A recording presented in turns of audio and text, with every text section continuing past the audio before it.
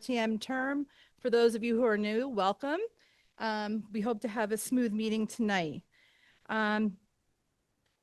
As all members have received a copy of the call for tonight's meeting, the reading of the call will be omitted. Tonight, we're going to start with the Glenville School fifth graders. They're here to lead us in the Pledge of Allegiance. They're going to come down. And after the pledge, a few of them are going to speak. And then don't forget to go out into the lobby and support their cause. They're raising funds for their big fifth grade trip, which they don't know where they're going yet, but it's a surprise. Okay.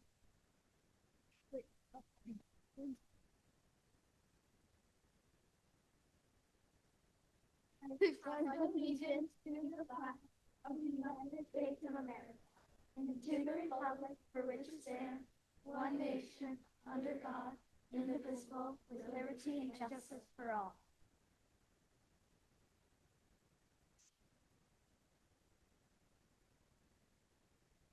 Hello, and thank you for having us. My name is Nora McQueen. And I'm Caitlin Keogh. And I'm Aiden Esteves. I'm Francesca Giovanelli.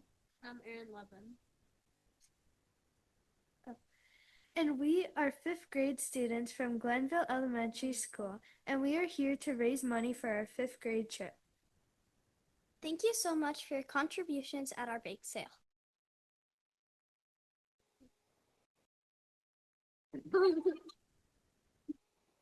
Let me take this.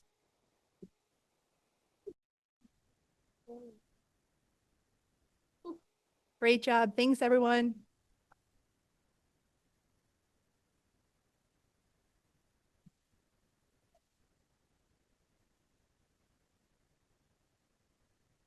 Moving on, first, I'd like to recognize Susan Fahey, Chair of District 11. She is going to offer a tribute to Todd Kennedy, who was a longtime serving member of the RTM.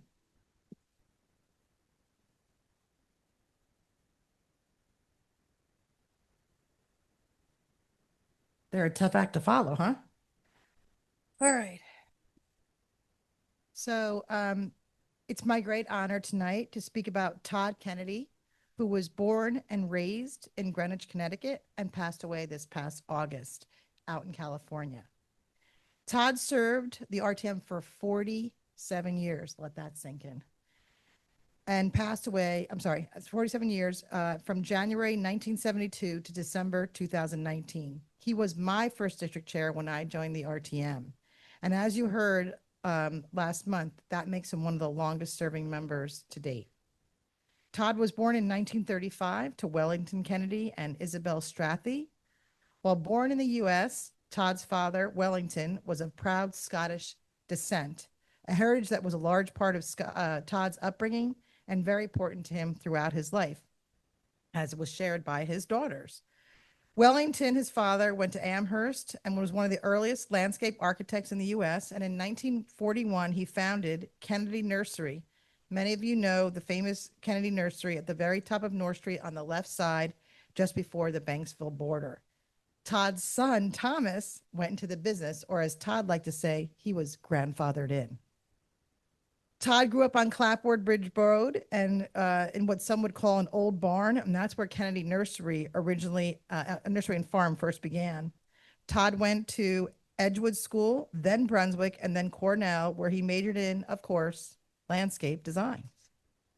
After college, Todd served 3 years in the U.S. Air Force flying interceptor aircrafts, and after completing that military career, Todd returned home to work in the family business. Wellington Kennedy, Todd's dad, and Tom Brayman, Todd's eventual father-in-law, were close friends and fellow members of the Greenwich Rotary Club. Both gentlemen thought it'd be a great idea to set up their 2 children on a date. So Todd, being a lifelong member of the Riverside Yacht Club and an outdoorsman of, again, Scottish descent, who thought the uglier the weather, the better, thought it would be a great idea to take Anne on their first date frostbiting. Yes, I looked it up. It's a real term for racing small boats in freezing cold weather, navigating icebergs and ice caps. So the story goes that Anne was happy and hearty on the open waters, and Todd said he knew she was the one. But on their second date, Todd tested her again, taking her flying in a prop plane, high and low all over Greenwich, and by her house on Round Hill Road. He apparently tipped the wing to wave hello to her family. To this day, they say they never knew if he was testing her mental toughness or just showing off. Despite his shenanigans, Anne married Todd in 1963 at the Second Congregational Church there on North Maple, where Todd had been baptized. They went on to have 4 wonderful children, Elizabeth, Thomas, Sarah, and Alice, most of which I had the pleasure of speaking to in order to create his memoriam. Todd was a man who liked things organized, prescribed, and in order, maybe a nod to his military days. It was said that he found that in the RTM. He liked the meetings and their rhythm, that they were organized and run by Robert's rules. He liked that the people had to speak one at a time, usually, and through the moderator. Todd was the district chair for over 25 years. His daughter shared that he could be at the dinner table halfway through a meal, but after glancing at the clock, he would jump up abruptly and leave for his beloved RTM. Speaking of beloved, his wife Anne was the love of his life until he passed. She is still here. She shared a sense of his adventure, as I mentioned earlier, his passion for outdoors and nature. While married, they continued to sail and fly together, always putting each other first. The children said first, even before them. While Todd and Anne spoke very little, one could see so much pass between them. It was said that they were symbiotically beautiful. The family had a cabin up in Maine, which they loved, a place where they had to drop the car and hike 3 miles to get into it. The cabin had no heat, no electricity, and no running water, only a Franklin stove. But they did this with 4 little kids through the winter months, with Todd pulling a sled of provisions those 3 miles behind him. So what else did Todd love? Well, one of Todd's favorite things as he got older was car hiking through Greenwich. He didn't really like to run or jog. He only liked motorized things that moved, like tractors, backhoes, cars, planes, trains, and boats. So car hiking was his way to drive around town Greenwich, and it was one of his pastimes, as he truly loved his town. Todd loved to hum, and he loved to sing, and apparently he had a great voice. In fact, the family shared that he could often be found breaking into song at a formal dinner table where the guests would be either appalled or delighted. The Sound of Music soundtrack was one of his favorites. Todd loved sailing, and some said he was happiest as a skipper and made the hard work of sailing look effortless and even enjoyable.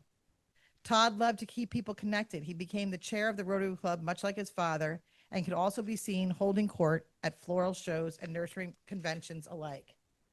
He loved to play and have play on words.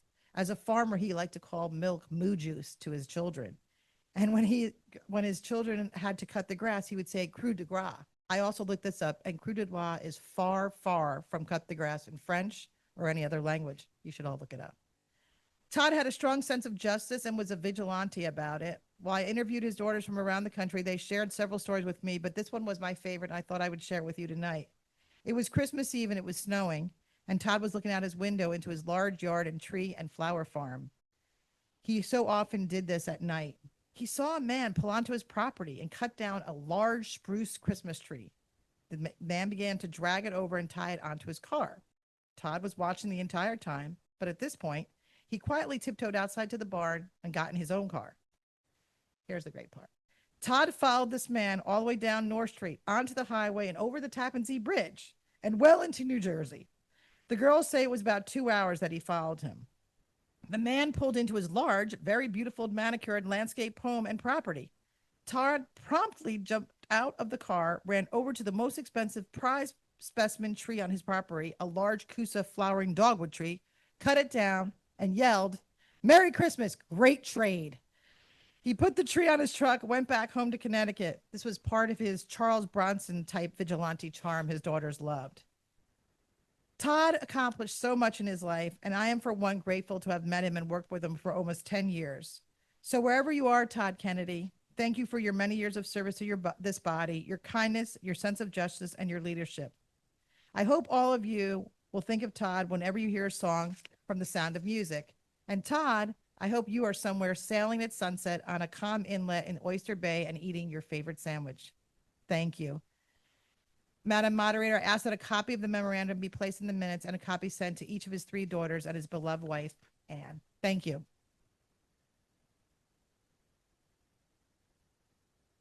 If we can all please rise for a moment of silence to honor Todd.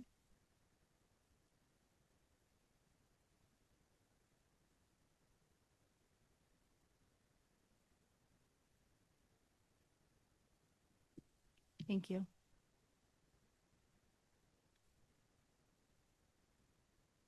I'm going to ask you to stand again. Members, I'm going to do the oath. And for the record, I'm Jacqueline Budkins. I am the town clerk of the town of Greenwich.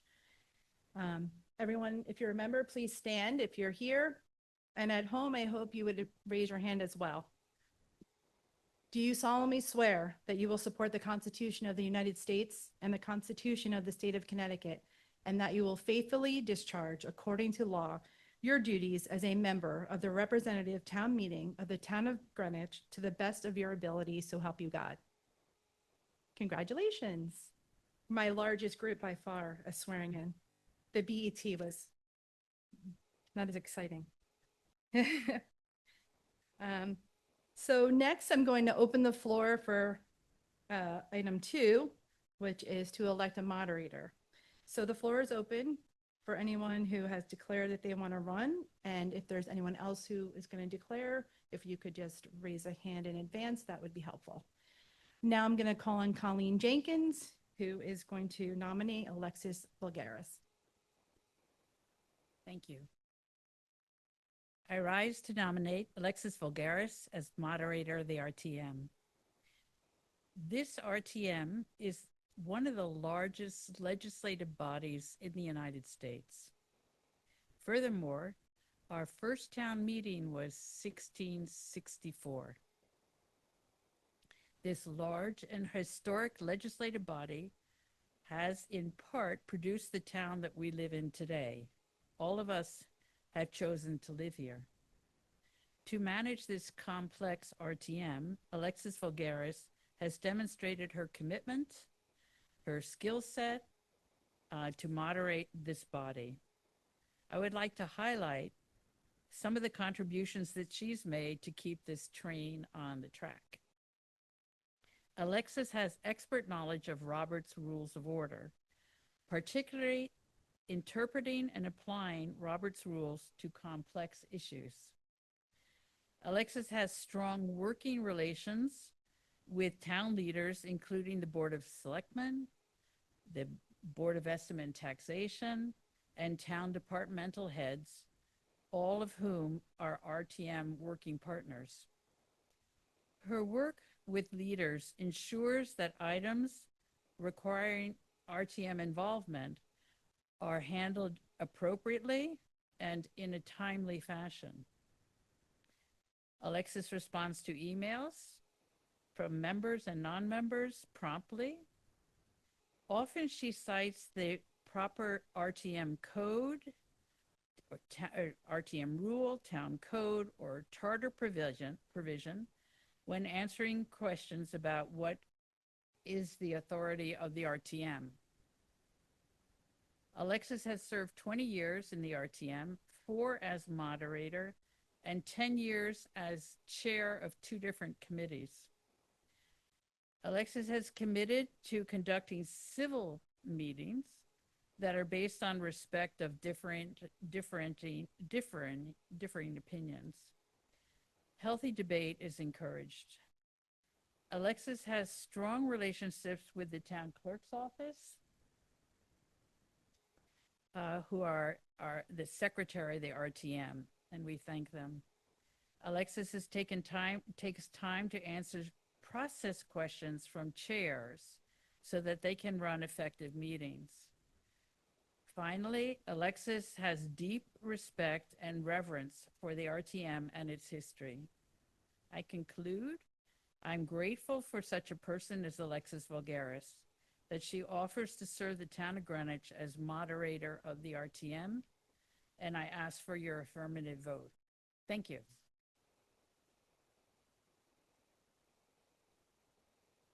Thank you, Colleen. Do I have a second? Great. Okay, so we're going to move to the vote. In advance of that, I apologize. Are there any other nominations from the floor?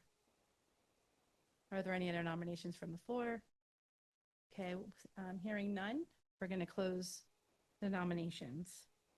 So now, before we move forward with the vote, any election that is uncontested, a member may either vote for the nominated candidate or choose not to vote. So in this case, you're going to be voting for either Alexis Vulgaris, which would be the yes, or if you're choosing not to vote, you're not going to vote. There is simply no vote because it's uncontested. So if everyone's ready, Craig, open the vote. So exciting to say it from him.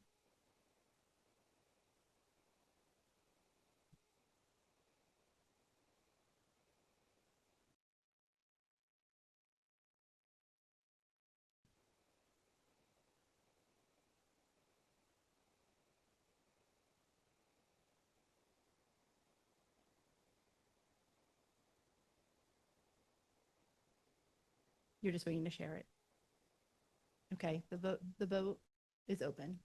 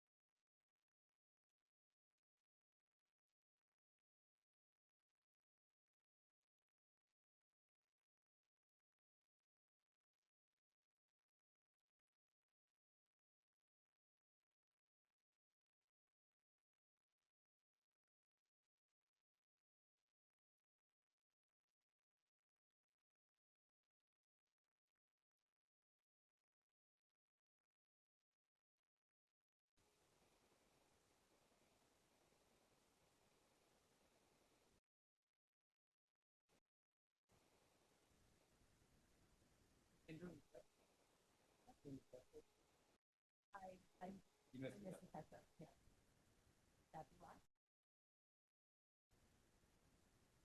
Um,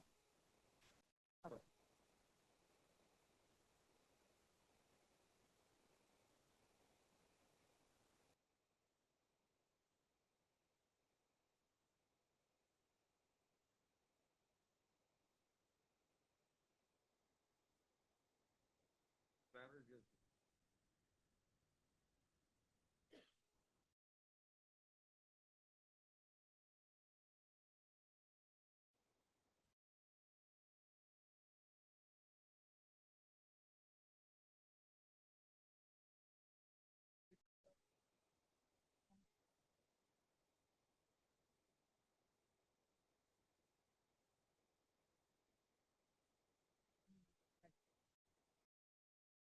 Good.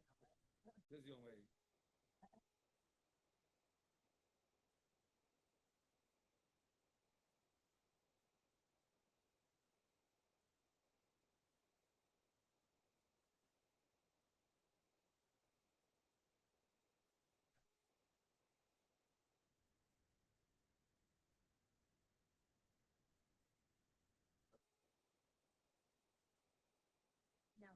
Now is it? I don't know why it's not working, but for the meeting. But with that, Okay. I'll get it. Okay, do I have to keep refreshing the screen or no? If it doesn't refresh on the next one, let me know. It should.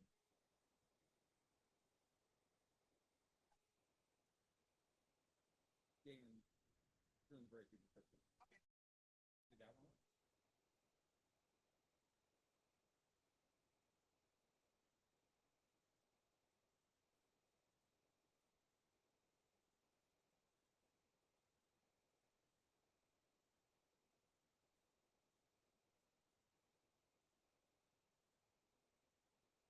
Which district number? E7. 7.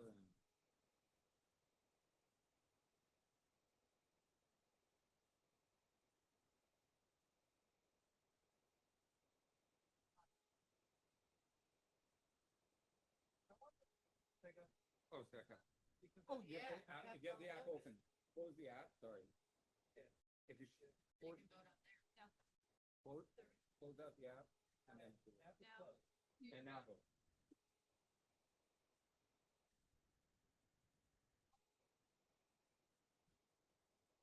There you go. Ah.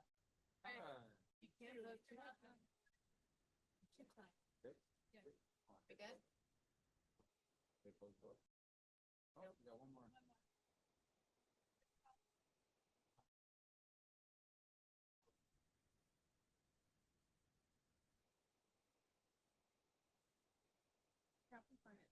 Okay, if everyone is all set, we're going to close the vote.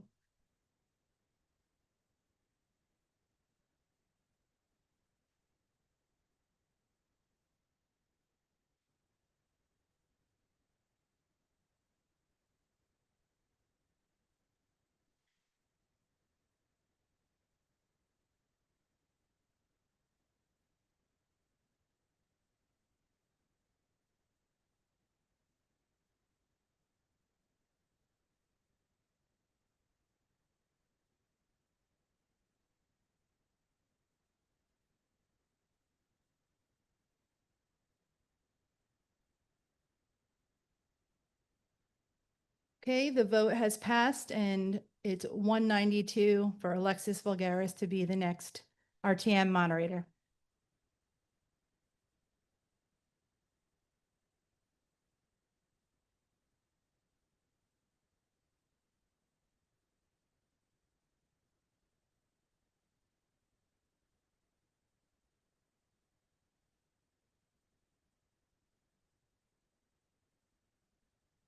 Thank you. I would like to thank Colleen, although I think my organizational skills have been overrated because I can hear on my watch that my phone is going off, but I have no idea where it is. So when I was out there, it's probably hiding under something. So thank you so much for this. I love being the moderator, and I thank you for entrusting me with another 2 years to serve. But I would like to thank Colleen personally. I have been fortunate, very, very fortunate to serve under her for 20 years, where she has been our chair. And prior to, or concurrently while she was the chair, she was also the long-serving appointments committee chair.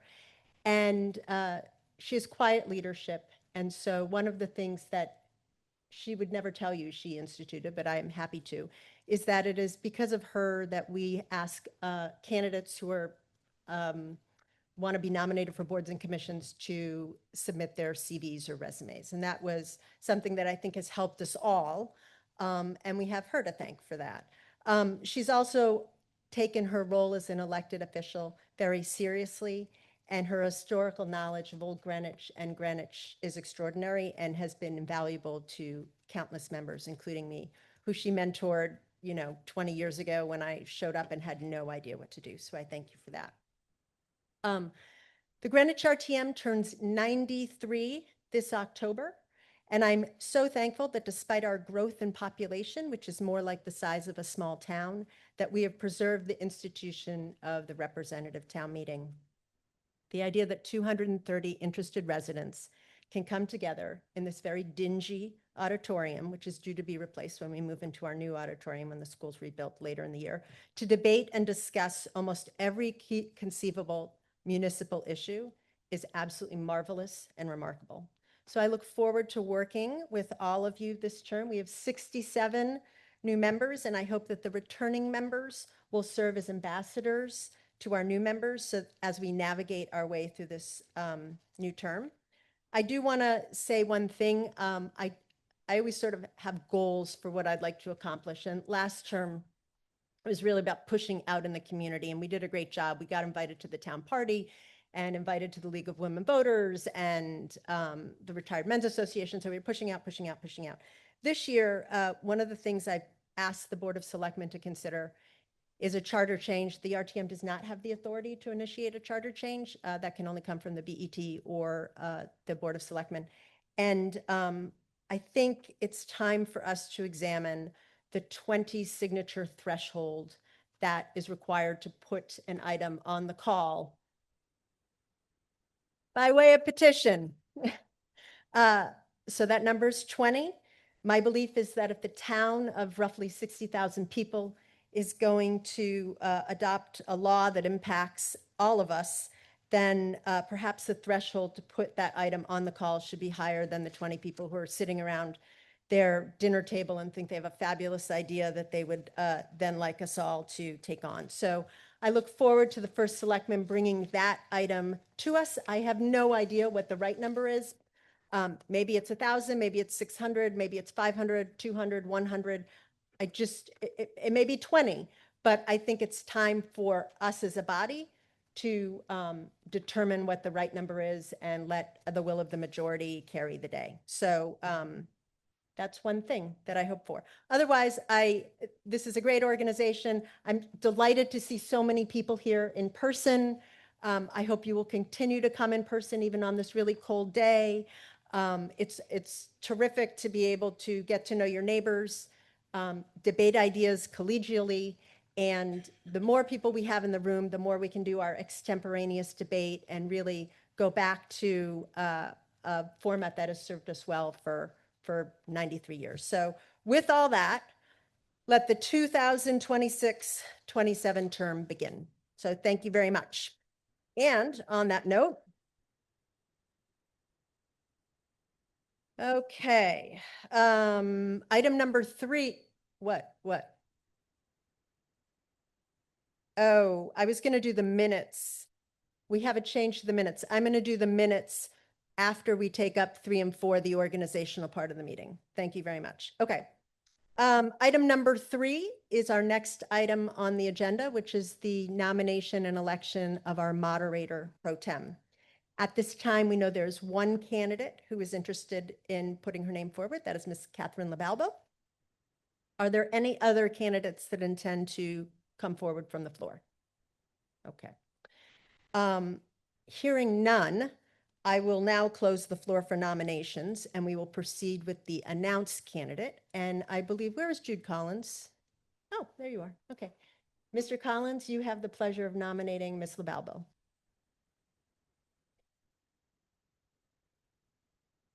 Good evening. My name is Jude Collins. I'm the RTM member from District 10. I'd like to rise to nominate Catherine LaBalbo to be the moderator pro tem for the RTM for this coming district, for this coming year. I've known Catherine since 2015 when we both served in District 10 together, District 2 together. I find her, she's hardworking, she's smart, she's detail oriented, and even though I'm sure that we have voted for different people for president and probably congressman and senator over the years, we're still friends, and I hope that you will give her your consideration and be our next moderator pro tem. Thank you. Thank you. Is there a second? The nomination has been moved and seconded, and now we will proceed to a vote since it's an uncontested election. Ms. Pisano, did you have something to say? Oh, yes. If anyone is... Okay, that's a good point. Has anyone come late that wasn't already sworn in? Okay, why don't you scoot up to the front and get sworn in so that we don't have any illegal voting?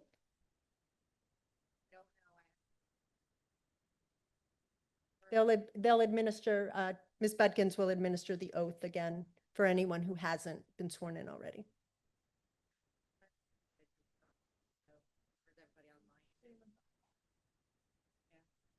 And if anyone is online, okay, Ms. Budkins is going to read the...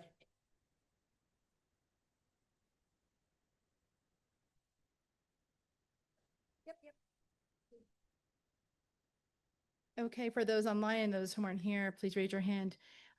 Do you solemnly swear that you will support the Constitution of the United States and the Constitution of the State of Connecticut, and that you will faithfully discharge according to law your duties as a member of the representative town meeting of the town of Greenwich to the best of your ability, so help you God? Okay, thank you.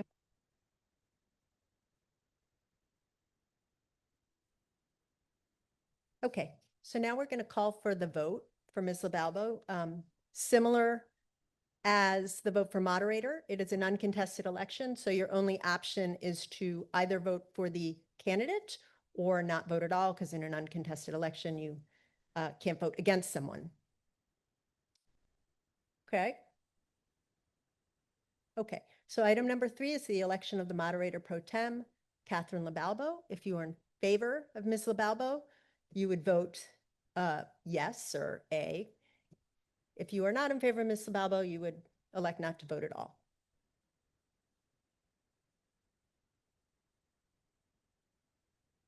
Okay, now. Oh, I'm sorry. Yeah, it's open. It's open. Yeah.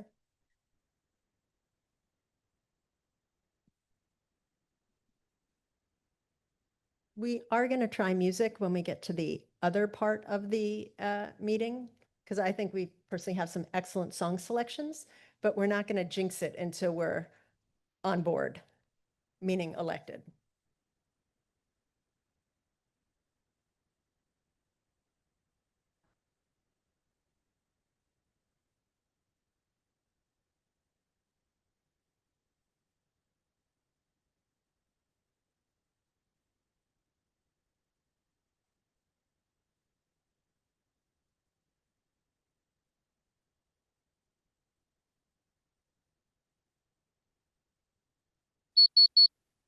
My goodness.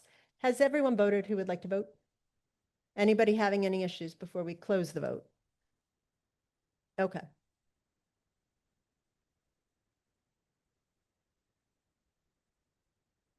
Apparently, we have one person online who.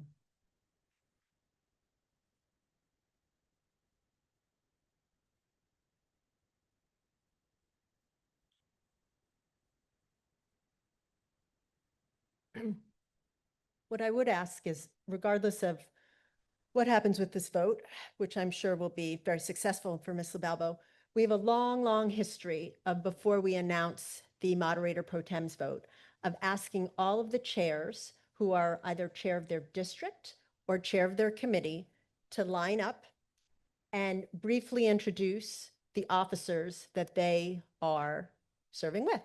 So if I could have all of the chairs of the various committees and districts begin to line up, we will start that process, and then we will announce the vote at the end. So who wants to go first? We have, you can introduce yourself, Fred.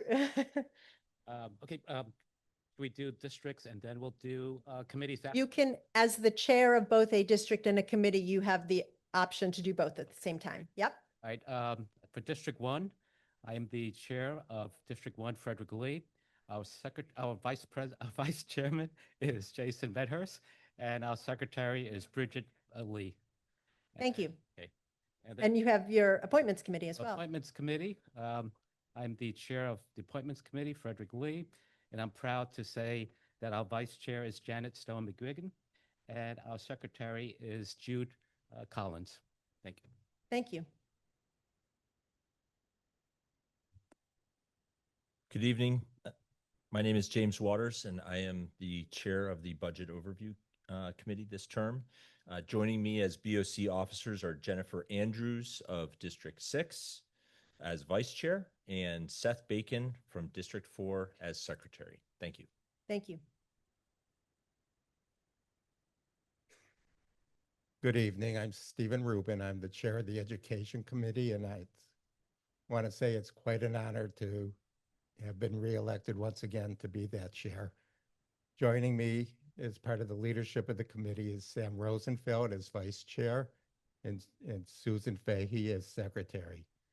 I wear 2 hats. The other hat is chair of District 3, and our leadership there is John Bologna as our vice chair and Celine Bayram as our secretary. Thank you all. I'm looking forward to a wonderful term with you all. Regarding District 6, Old Greenwich, my name is Colleen Jenkins. I'm chair. The vice chair is Victoria Martin Young, and the secretary is David Snyder. Thank you. Hi, for District 7, I'm Kim Blank, the chair. Our vice chair is Debbie Applebaum, and our secretary is Marianne Gattinella. Thanks. Hi, Tom Broadhurst, Chair of District 5. Joan Takor is Vice Chair, and Patty Jomo is our Secretary. Good evening, ladies and gentlemen. Richard Newman from your Town Services Committee.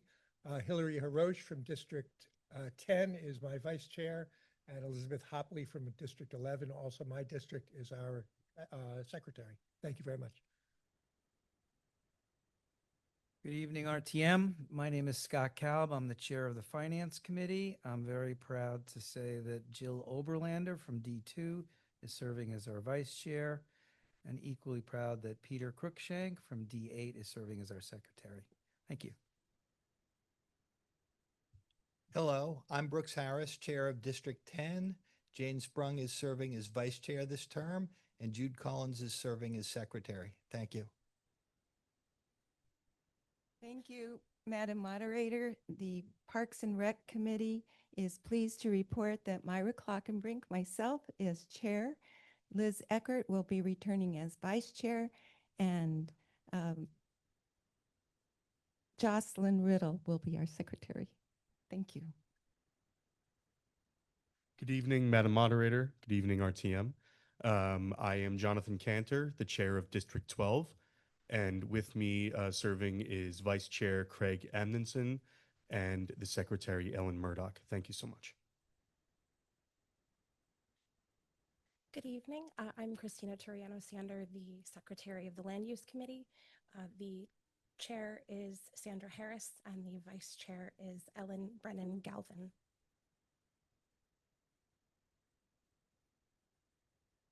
Good evening. My name is Amar Murad. I am the chair of District 2. Joining me, Catherine Labalbo as the vice chair and Marissa Donge as the secretary. Good evening. I'm Peter Sampanero, and I'm the vice chair of Public Works. Our chair this year again is Cheryl Moss. She couldn't be here tonight. And our secretary is Susan Khanna. I'm from District 11, and Susan's from District 11, and Cheryl's from District 8. I'm Jan Rogers Niffen from D11, the newly elected chair of the Transportation Committee. And Lisa Becker Edmondson is returning as re-elected vice chair. And a brand new member, Annabelle Fowler Gatto, is the secretary. Thank you. Susan Fahey, District 11 Chair. Vice Chair again is Richard Newman, and the Secretary is Ingrid Hang. Thank you. Hello, Lindy Lillian. I am the Vice Chair of Health and Human Services. The Chair is Kathy Steele, and our Secretary is Celine Bayram. Thank you. Molly Salibi, District 8. I'm the Vice Chair, Cheryl Moss Chair, and Peter Cruikshank Secretary. Thanks. Good evening, RTM, Madam Moderator. Representing District 4, I'm Andrea Cast. I'm the Vice Chair. Our Chair is Lucy Von Brockel, and our Secretary is Romulo Samaniego. Good evening, Madam Moderator, members of the RTM. I'm Kip Bergweiger, Chair of Legislative and Rules. Jane Weisbecker is the Vice Chair. Lucy Von Brockel is the Secretary, and you'll hear both of their names associated with being chairs of districts.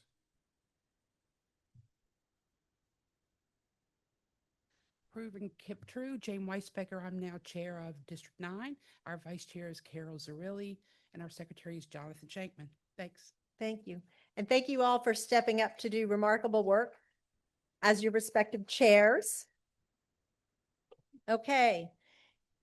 Drum roll, please. And with a vote of 201 in favor, Ms. Labalbo, welcome aboard.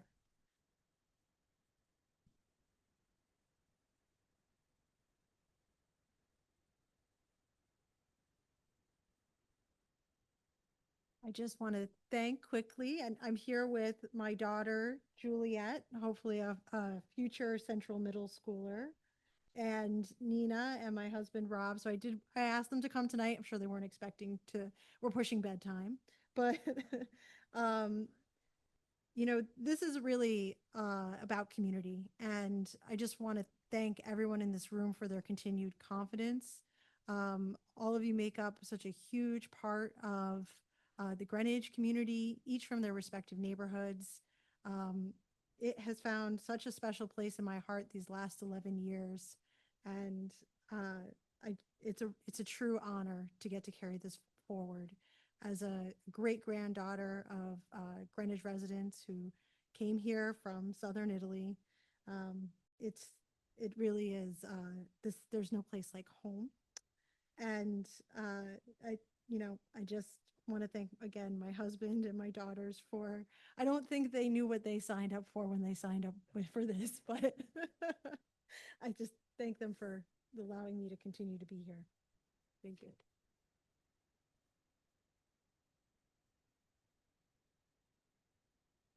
Oh, congratulations again, Catherine. All right, we have one more item, which is item 4, which is the last item in our organization component of the meeting. And that is the term calendar, often referred to as the Mastracchio resolution from District 10. John Mastracchio used to be in 10, and years ago he had the very bright idea of making sure we take up any amendments to the calendar at the beginning of the term. Some of you may also have read John Mastracchio because he is also one of the representatives in the task force for item 13 on the call, the Westchester Airport Task Force. However, we need to get item 4 before us. Could I have someone introduce that resolution? Who's introducing it? Mr. Waters, would you like to introduce it since you're the only one that's... Do you have it? Do you have a copy of it? Sure do. Okay. Item 4, to consider and act upon the following resolution requested by the moderator. Resolved that the regular meeting dates for the 2026-2027 RTM term shall be set forth below, and those dates shall preempt any provisions of the RTM rules that may be in conflict for the 2026-27 term only. And do I need to read all the dates? Oh, you do not. Okay, the dates as listed on the call. Okay, don't go too far. May we have a second? Okay, the item has been moved and seconded and is now before us. Now, I realize that we referred this item to every committee. I personally do not think we need to have 11 committee reports on the same thing because the Budget Overview Committee took the time to make the amendments, which all of the other standing committees subsequently adopted unanimously.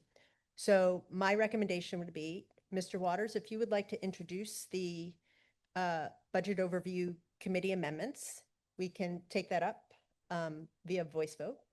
And then we will take a final vote on those amendments or the calendar as amended. Is that okay with you? Okay, hunky dunky. Go ahead. Okay.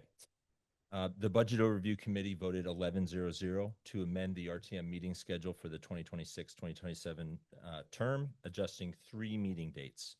In April 2026, district and committee meetings will shift from the week of April 6 to the week of April 13, except for BOC, which will meet March 31st. The full RTM meeting shifts from April 13 to April 20. Second, September 2026, the Yom Kippur conflict. District and committee meetings remain the week of September 13. The full RTM meeting shifts from September 21 to September 28. And third, April 2027, this is a GPS school break conflict. District and committee meetings remain the week of April 5. The full RTM meeting shifts from April 12 to April 19. The call submission deadline does not change for any of these changes. And again, BOC's vote 11-0-0. Thank you. That motion being offered on behalf of a committee does not require a second. Does anyone have any comment on that or any objections? Okay.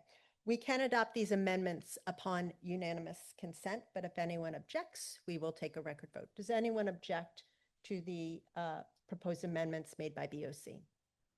Okay. Hearing none, those amendments stand adopted upon unanimous consent. And now we will take a vote on item 4 as amended. Craig, could you please open up the voting?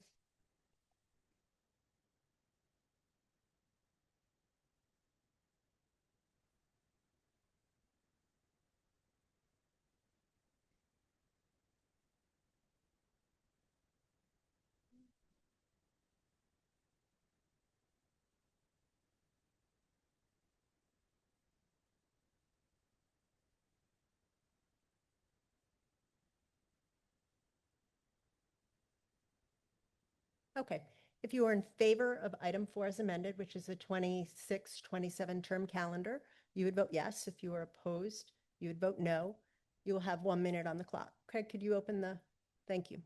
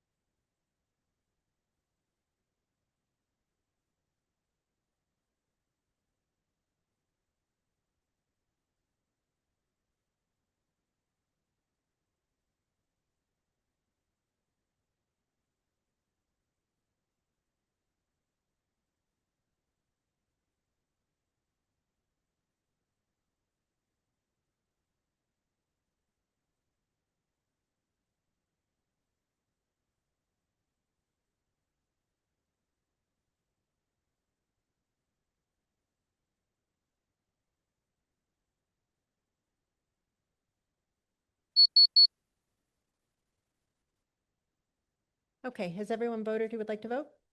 Okay, Craig, could we please close the vote?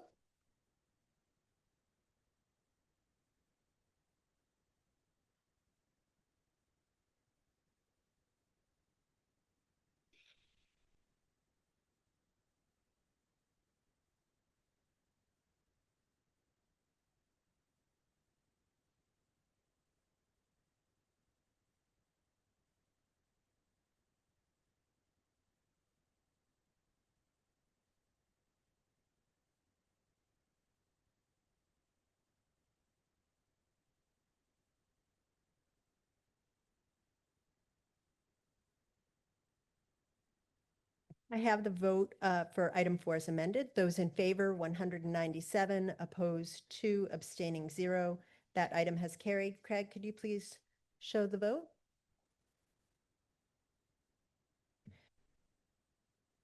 That now concludes the Did you show the vote? Oh, okay. That now concludes the organizational component of the meeting. So we'll now begin with the remaining items on our January call. Ms. Pisano, as all members have received a copy of the minutes from the December 2025 meeting, the reading of those minutes shall be omitted.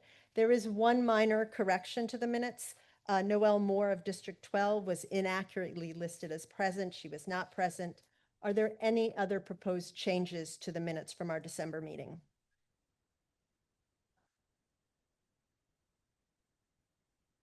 Okay, and we have Ernest Zahn III is being added in place of Ms. Moore. As I understand it, Ms. Moore resigned and he was elected to fill her vacancy, so he will be added. Are there any other corrections to the minutes? Hearing none and absent objection, the minutes as amended stand adopted upon unanimous consent. We do have a couple of announcements. The first and most exciting one is that we will be having a special meeting on Wednesday, February 5th to take up, I'm sorry, the 4th, to take up an interim appropriation for the old Greenwich School building project. The full meeting will occur in this room on the 4th at 8 o'clock. We will have district meetings prior to that meeting, and we will have one joint meeting on Monday, the 2nd. And to tell us more about it is the man who is leading us in this meeting, Mr. James Waters of the Old Greenwich Building School Committee. Good evening. So my name is James Waters. I serve as the chair of the Old Greenwich School Building Committee. I just wanted to provide you with a short update that tonight the BET voted 12-0-0 to approve an interim appropriation of $8.2 million for the Old Greenwich School renovation project. In the coming days, we will be providing detailed information in anticipation of the special meeting of the RTM on Wednesday, February 4th, with the committee meetings as the moderator explained. So everybody is aware the project has been taken out to bid and construction is slated to start in April 2026. I look forward to discussing this with all of you in the next couple of weeks. Thank you. Thank you very much. So I look forward to seeing all of you in February on the 4th here, and we will take up that very important appropriation.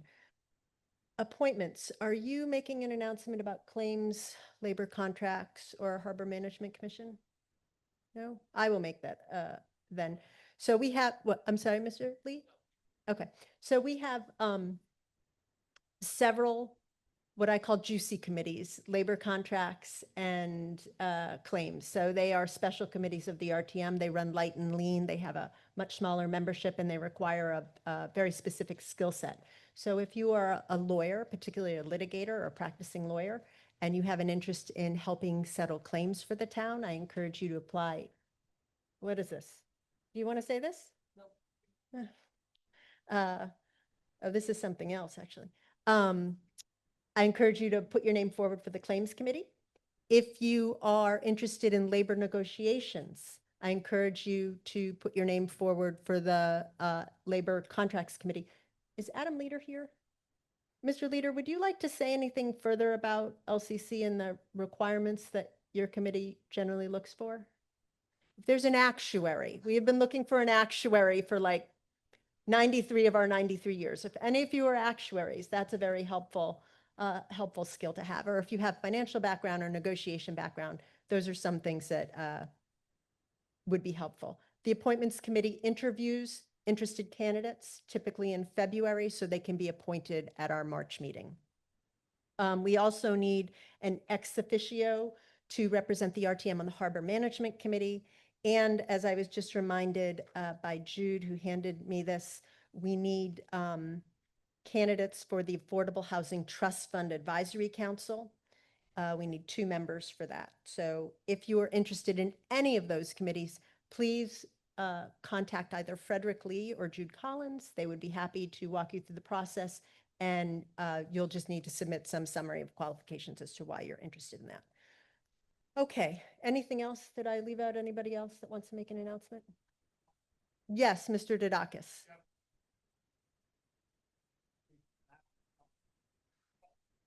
Why don't you come to the, Mr. Dudakis is one of the Claims Committee members who is not a lawyer. I am not a lawyer, and while we have a massive number of lawyers on the committee, we also hit a button now? Oh my gosh. We could also use people who are in the insurance business, people in risk management. Any of those skill sets in addition to being a lawyer would be very helpful. Thank you. Thank you. Okay. So that brings us to the call for tonight's meeting. I notified the membership that I would recommend the following organization of the call based on reports received. So consent calendar items, or items 5, 6, 7, 8, 9, 10, 13, and 14, leaving to take up separately items 11 and 12.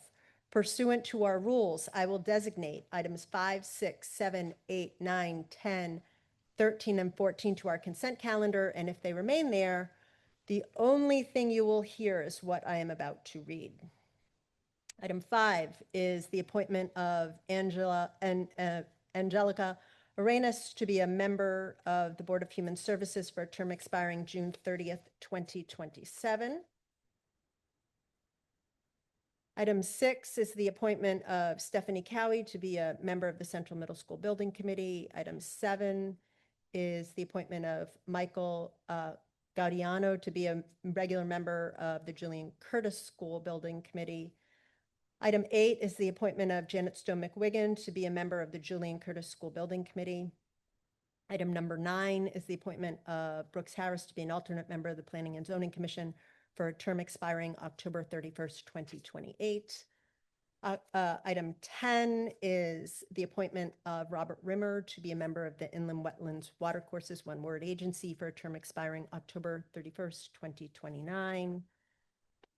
Item 13 is the approval of the municipal intermunicipal airport master plan task force recommendations set forward by Greenwich, as well as other communities, Rye, Village of Rybrook, Portchester, Newcastle, North Castle.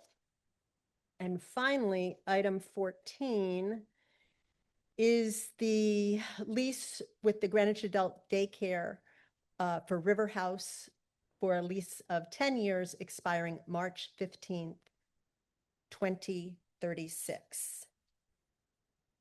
Are there any objections to those items on the consent calendar? Craig, could you please open the vote?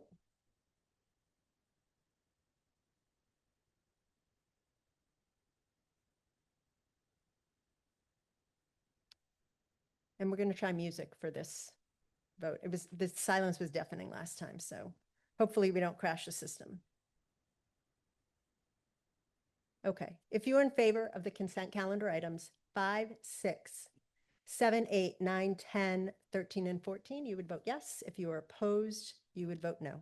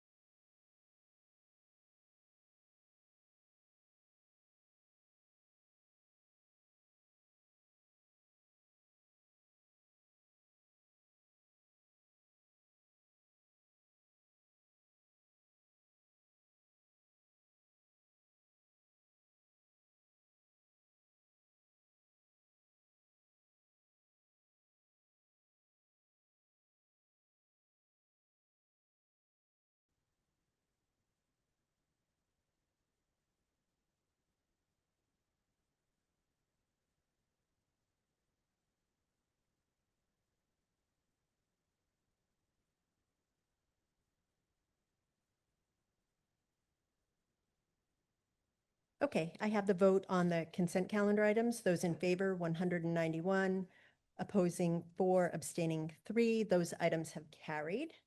Craig, could you please show the vote? Okay, that now brings us to the first of our 2 separate items. Item number 11 is now before us. May we have the resolution, please? Introducing that as Jim Michael, Public Works Commissioner. Thank you, Madam Moderator and members of the RTM.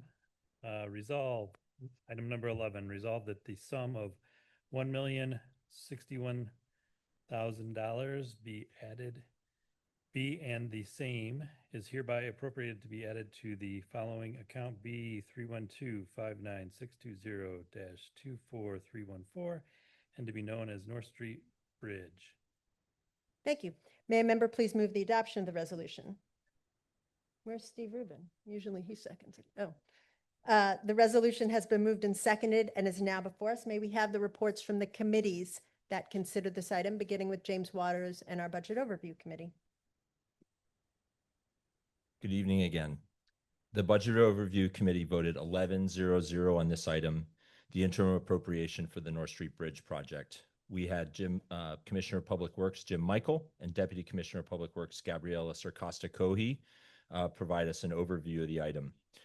Mr. Michael explained that the North Street Bridge project will be completed in summer 2026. The project was taken out to bid and the lowest qualified bid was $3,808,451.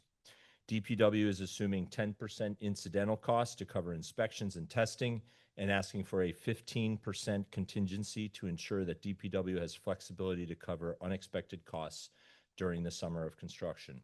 As such, total project costs are $4,760,563. With $3.7 million approved for the project to date, the gap is in the amount of $1,061,000, which is the item before us. Michael explained that the project will be funded by a $4.27 million grant from the Connecticut Department of Transportation's Local Transportation Capital Improvement Program, or LOTCIP. For these types of grants, the reimbursement is typically received upfront in advance of the project starting construction. The $500,000 not covered by the grant is for a $200,000 incentive for the contractor to finish the project early and the extra 5% contingency. DPW is eager to get this project completed in advance of the upcoming state project on Route 1 near Greenwich High School that will limit Putnam Avenue to one lane in each direction. Mr. Michael also explained that the project has liquidated damages that accrue at a rate of $40,000 per day if the project runs past the projected bridge reopening date. DPW said that the low bidder was vetted by DPW's consultant, who contacted the Connecticut Department of Transportation and looked at previous projects completed and felt they were qualified to do the work. Mr. Kasakohi added that the contractor is approved as a Group 4 bridge contractor by the state. BOC also discussed the higher than normal contingency of 15%, and while understanding the rationale in this instance, felt this should not become a standard for DPW or other town projects. Worth noting, I went to the BET meeting this evening. The BET voted 12-0-0 on this interim tonight. BOC's vote was 11-0-0 with District 1 absent. Thank you. Thank you. Scott Kalb, with his maiden voyage report as chair of the Finance Committee, as an RTM member. Thank you, Madam Moderator. So the Finance Committee held a joint meeting together with the Public Works Committee to discuss item 11. We were joined by Jim Michael, Commissioner of Department of Public Works, and Deputy Commissioner Gabriella Sircosta-Cohi, as well as Laura Erickson from the BET, who's the chair of the Budget Committee, and Joan Lynch, who is the town controller. Just a little quick background for those of you who were not involved in the RTM in the last term. Originally, this project received funding approval for about $3 million in the fiscal year 23-24 budget cycle. The plan was to complete that project over a very long extended period while keeping one traffic lane open during that period. Based on feedback from the public, the project plan was revised to accelerate that construction during the summer, with a goal of having the road closed during the summer, but open by the end of this summer for the beginning of the school year. In order to accommodate that project, there was an interim request that was approved for $700,000. So the cost of that project was $3.7 million. When we put this project out to bid, according to Commissioner Michael, in December of 2025, the low-cost bid came in higher than was expected. This really occurred. It was, and that's why we're here today for $1,061,000 for an interim. That's to cover the difference. The main reason really is that the project was delayed 2 years from original conception, and that led to higher costs. The higher costs also include 10% for incidentals and a 15% construction contingency, which my colleague James Waters just mentioned. The LOTCIP funding is interesting. We should be receiving $3.8 million. Actually, we were approved already for $3.8 million. We expect we will get $4.3 million. So the total cost of the project, $4.761. The town will be on the hook for about $500,000. And LOTCIP funding, a very important feature is that you do get the full amount up front.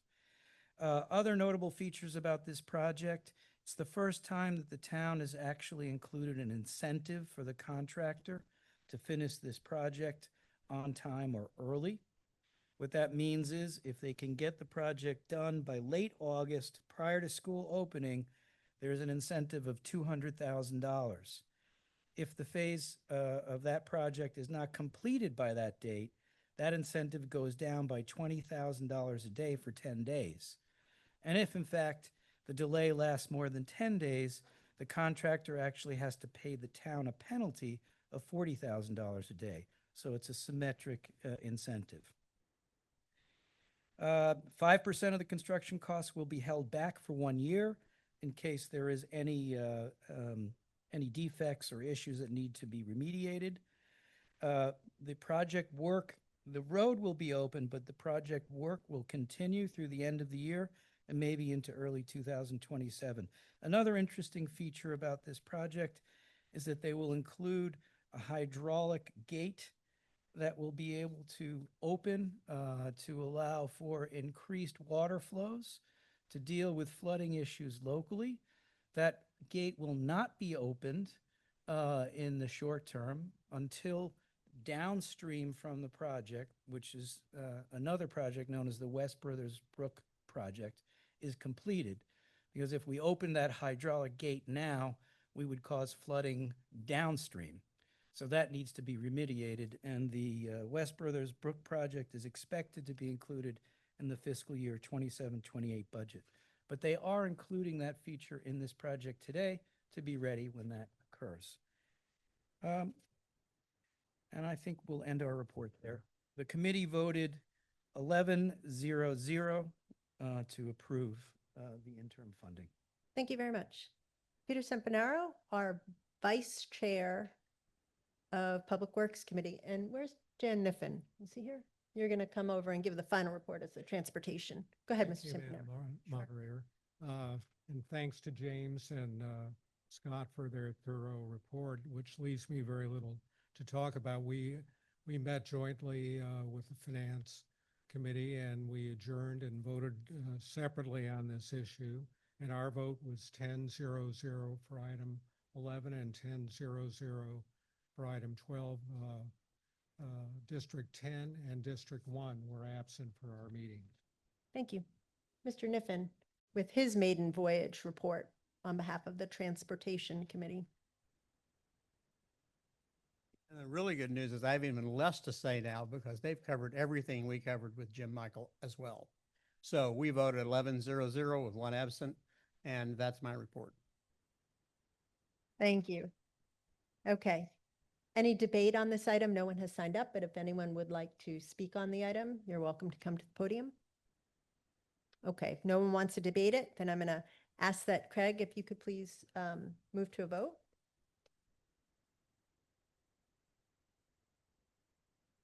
So this is item 11, $1,061,000 appropriation for the North Street Bridge.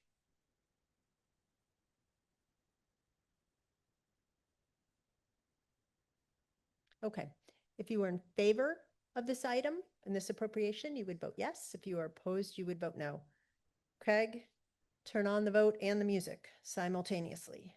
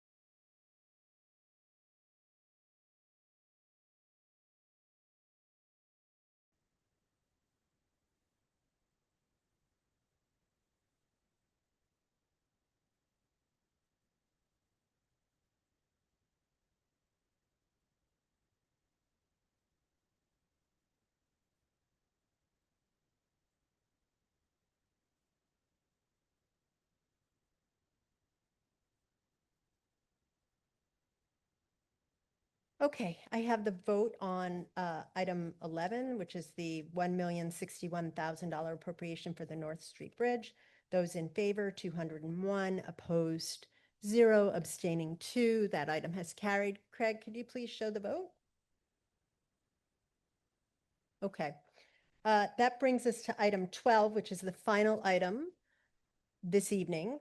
It is a bonding resolution, which requires a majority of the full membership to pass, which means it requires at least 116 of us to vote in favor in order to carry. Mr. Michael, would you like to introduce that resolution?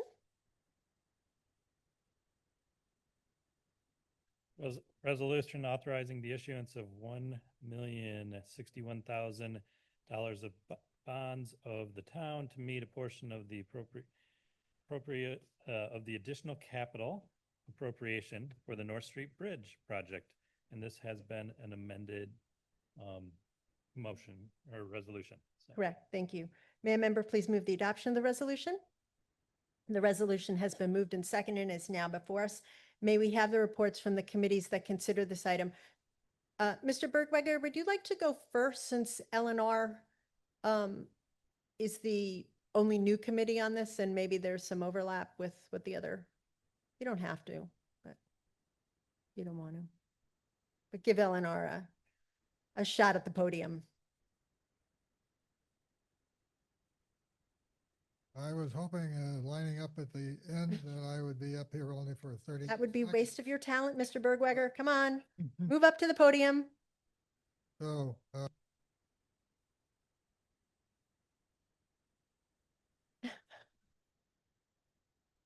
green, that helps. We had Jim Michael, DPW Commissioner, and Joan Lynch, the Comptroller. They explained the project financing structure. Town has to make an appropriation for a full amount of 4.8 million with a 15% contingency. And the state grants are expected to cover 4.3 million. So the town competes with other grants with the 18 municipalities, but ours loan will be approved and it'll receive the funding before the work begins. Although this time the contractors is incentivized to complete the work early, it will be penalized if it runs over its deadline. There is a large contingency. Mr. Michael explained that most of the work will take place over the summer when the RTM does not normally meet. They felt it prudent to include a larger contingency to avoid a potential interim appropriation request, which would force the RTM into a special meeting during the summer months. Ultimately, the bonding would be under 500,000. Our vote on legal order was 10-0-0, and on the merits was 10-0-0. Thank you. James Waters, Chair of our Budget Overview Committee. BOC voted 11-0-0 on this item. We also had the town controller attend our meeting. In this case, this bonding resolution helps ensure the project has a funding source if there are any delays in receipt of the state grant. As Mr. Bergweger said, this item is for the bonding approval at the full amount of the project, but the town only anticipates bonding the approximately $500,000 not funded by the state grant. And we heard from Mr. Michael and Ms. Lynch that they expect the state grant to arrive in February sometime prior to the start of construction. And again, our vote was 11-0-0 with District 1 absent. Thank you. Scott Kalb, Chair of our Finance Committee. Thank you, Madam Moderator. Good evening again, RTM. So the Finance Committee held a joint meeting with the Public Works Committee to consider item 12. We were joined by Joan Lynch, the Comptroller, Jim Michael, Commissioner of DPW, and Gabriella Sircosta-Cohi, who's the Deputy Commissioner. Just adding on to what my colleagues who made a previous report, Joan Lynch briefly described how the town's capital funding approach works. which currently involves two one-year bond anticipation notes, which are known as bands, followed by issuing a municipal bond for up to 5 years in duration. We also heard from our recently retired longtime controller in the town, Pete Minarski. Where are you, Pete? There he is. Yeah, Pete is now a member of the RTM, but was our controller for over 20 years. A great resource. I'm amazed we never scared you away. A great resource for us. But Pete let us know that the interest rate for these bonds is about 2.5% or so. The other thing that just to note again to emphasize is that we get approval for bonding the entire amount, which is 4.8 million, but the town will only bond what it needs.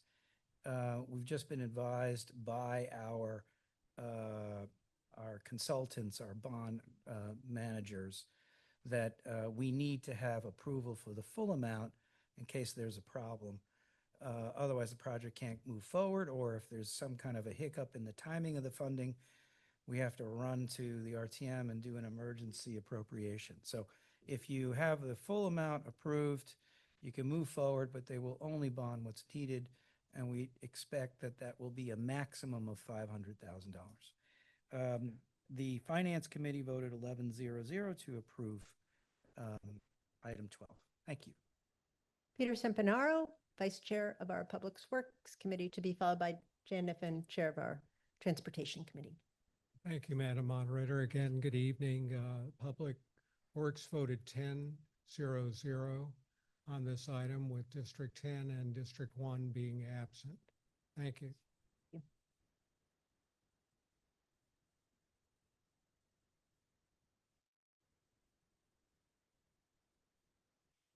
Transportation voted 11-0-0. And the only real question that came up was the one that's already been addressed of, if we're not going to need it, why are we bonding for it?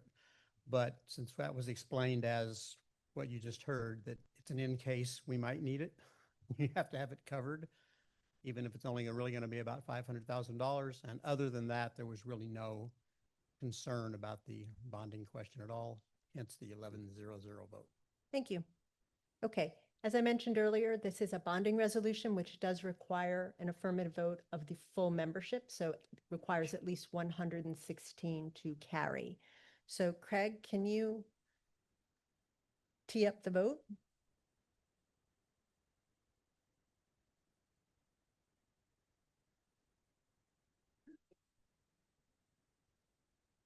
Okay.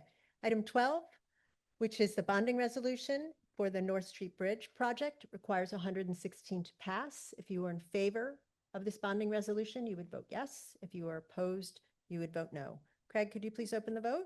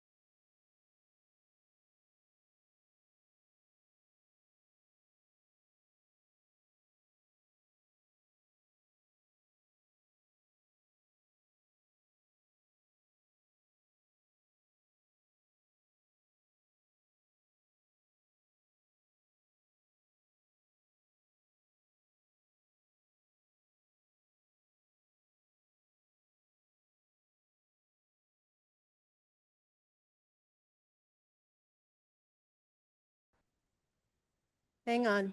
It has to update. No. It doesn't like the Red Hot Chili Peppers, apparently. So Craig's going to update this so that it'll take the information in. Yeah, it's not updating for anyone right now.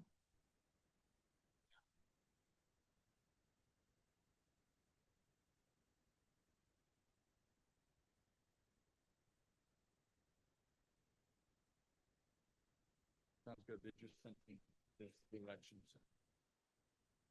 Okay, so I think if I understand from Craig, maybe we can just go back to our seats. I think this thing needs to update. Is that correct? Oh, it's not updating. So what are you gonna do? Huh?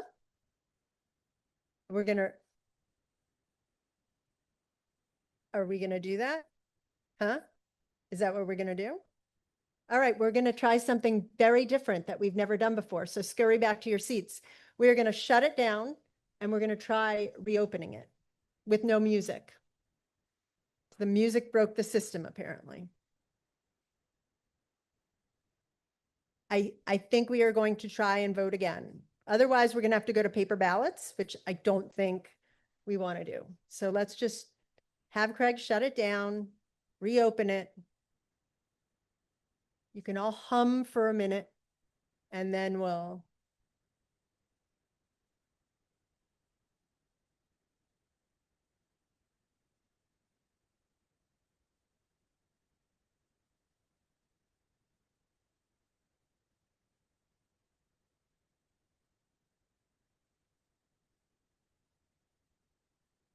And if we need to have 116 people for this item to carry. So if you are a member, I would ask you not to leave until the vote is open and then closed so that we can get our bonding through. I think there are probably 116 of you in here. And if you're online, could you not click off the meeting? Could you stay engaged until we reboot and get this thing going? Thank you.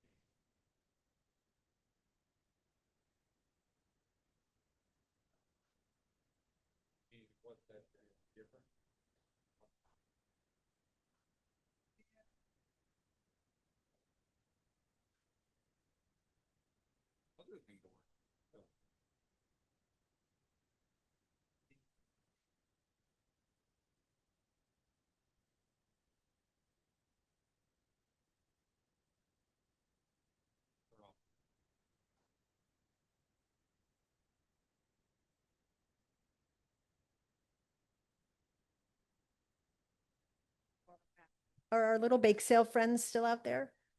No.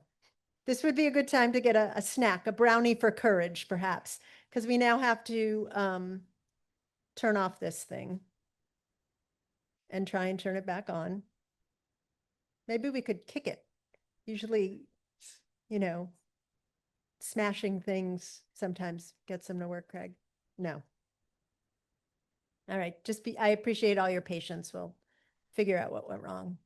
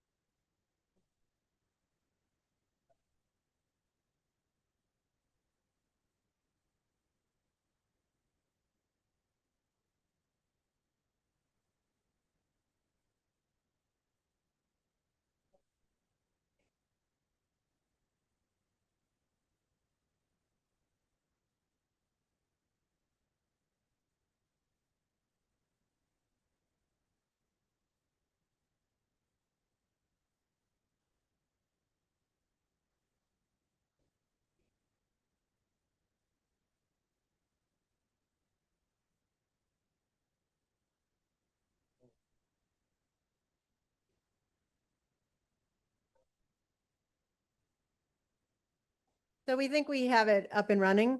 Can someone just try pressing their clicker before we show it on the screen? Can you just, are things coming in, Craig?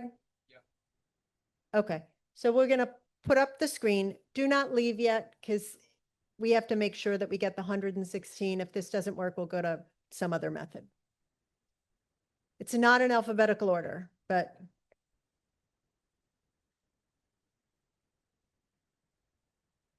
okay.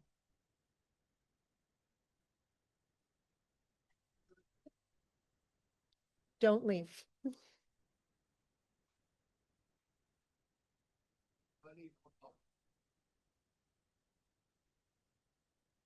Okay. It's no longer in alphabetical order.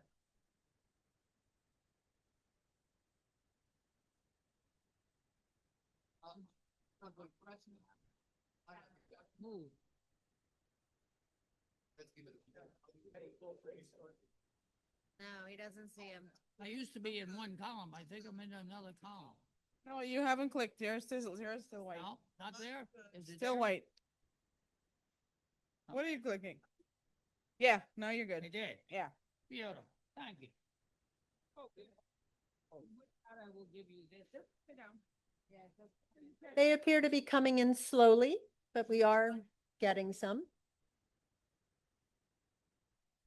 I'll give you guys. You roll on that.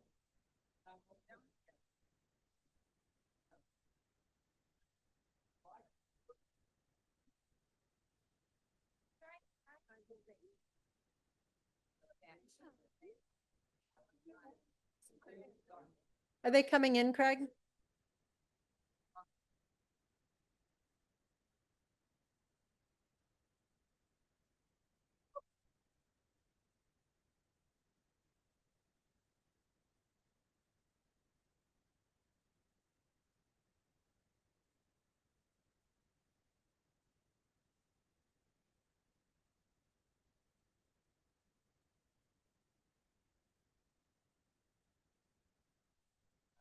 I don't know.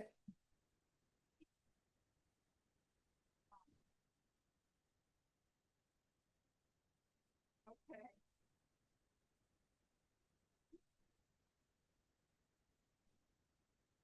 Yeah, it shut us out. Since there's 44 people waiting.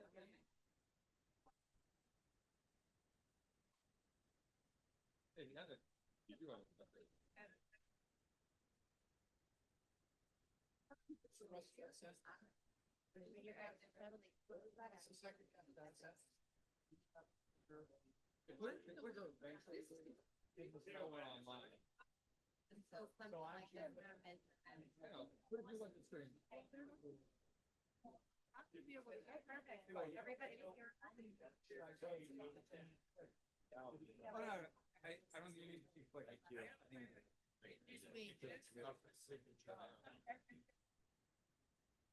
Thank you. That's okay.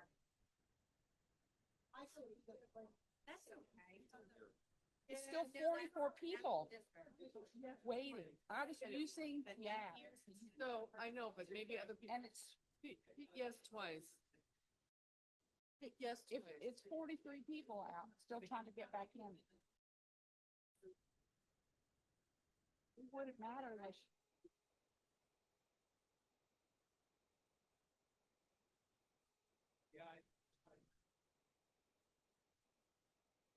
Not turn in your clickers. Just, can everybody just go back to their seats for a second?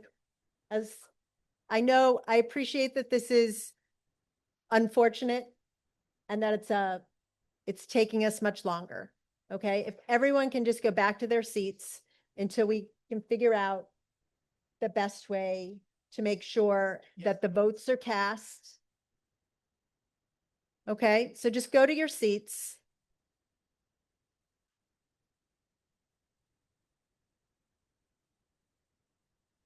Craig is gonna, the votes were coming in very slowly. We want to make sure that everyone who's voting has an opportunity to cast their vote. Craig, what would you like me to do?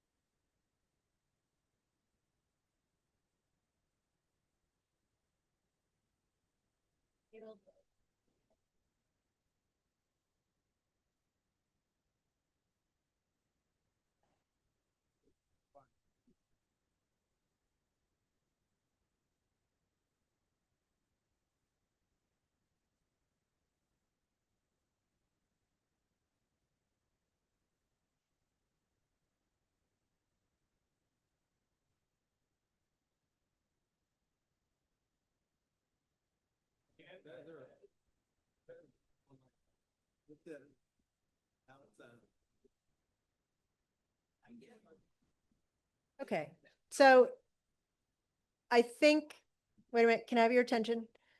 So I think the previous problem was is that when we opened up the vote last time, online wasn't able to get back in. If you were in the room, you could get back in. Now I think Craig has fixed it so that it appears to be in alphabetical order. Online appears to be in person appears to be in. And it's going a little bit better, slowly but surely. Yeah.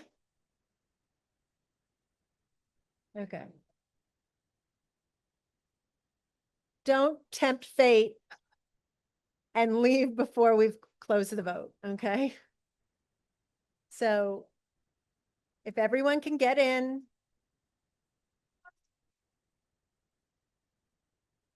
Okay. Has everyone voted who would like to vote? I'm sorry, Mr. Broadhurst? The voting's open. Yeah.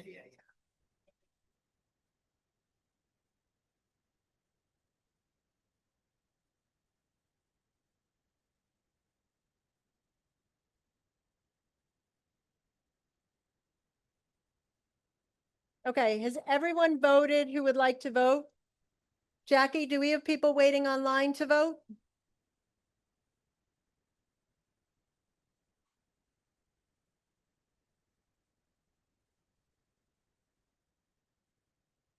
Okay. Craig,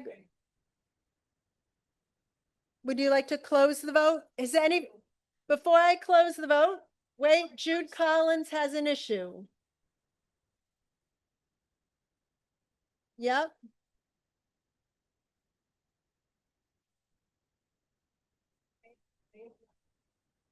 No, she has not voted.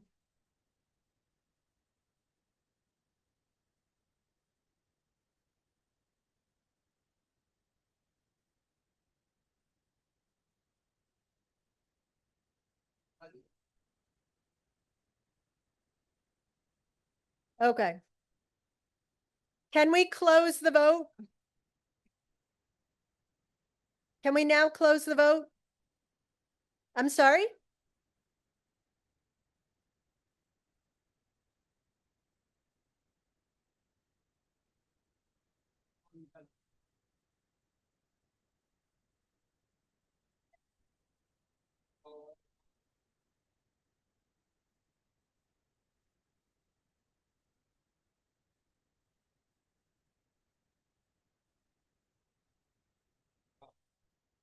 Are we done?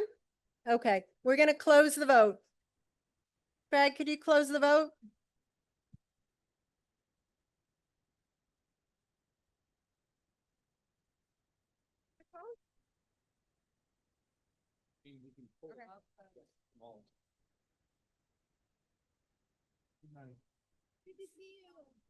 Okay, after that long tortured vote, those in favor 171, opposed 2, abstaining 4, the item has carried. I thank you all for your patience. There being no further business, this meeting stands adjourned, and I look forward to seeing you all at our special meeting in February. Thank you.